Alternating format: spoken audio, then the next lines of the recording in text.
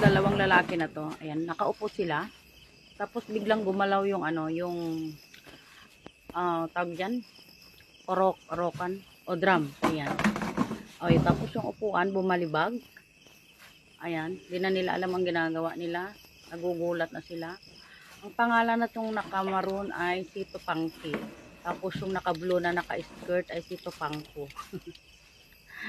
Ayan. Nagugulat sila yung mga nangyayari sa paligid nila. Ayan. Tapos yung pusa, ayan, walang kaalam-alam. Ayan. Natatakot din pala sila kahit mga lalaki din sila, no? Nagtataka sila. O, ayun, nakita nyo yung ano, parang dumaan na nakaputi dun sa dulo. Ayan, pabalik-balik yan. Pabalik-balik siya. Ayan. O, tapos nakaupo si Tupangki. Sa Tupangko naman nakaupo. Ayan. Tinitignan niya, hinahanap niya kung may tali. O, ayun. Nakita niyo yung multo doon? Yung tumatalon doon na parang palaka. Ayan. Naku, kung ganyan ang makasalubong mo sa, ano, sa gabi, sa daan. Tapos yung madilim, tapos tumalon-talon sa, ano, sa daanan mo. Siguro di mo alam kung sang direction ang takbo mo. O pakaliwa o pakanan o palipad na lang. Diba? Kakatakot pag ganyan makasalubong mo sa daan eh. Lalo kung mag-isa ka lang. Ayan, nagtataka sila kung ano, bakit gumagalaw yung mga nasa paligid nila. Tapos yung si Tupangko naman, nahanap niya yata kung may tali yung ano, yung orokan. Ayan. O, tingnan mo yung ano, multo dun. O. Tumisilip pa eh. O, tapos gumalaw yung ano, yung upuan ulit. Ayan, nagtataka na nga sila eh. O, ayan. O, binuhat. Ah!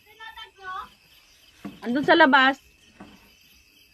O, ayan. Binuhat pa ng upuan. Tinignan niya kung may tali. Ayan. O, diba? Ang lapit-lapit ng multo dun. Hindi mo lang nila makita. Pangkis dan sa pangkis. O, tapos yung orokan, ayan, chine-check nila kung may tali. Ayun ang multo. Kung ganyan lang naman ang makasalubong mo, nako. O, ayun o. O, diba? Para lang siyang nangaasar eh. O, nakaupo si Tupangki. O, ayan.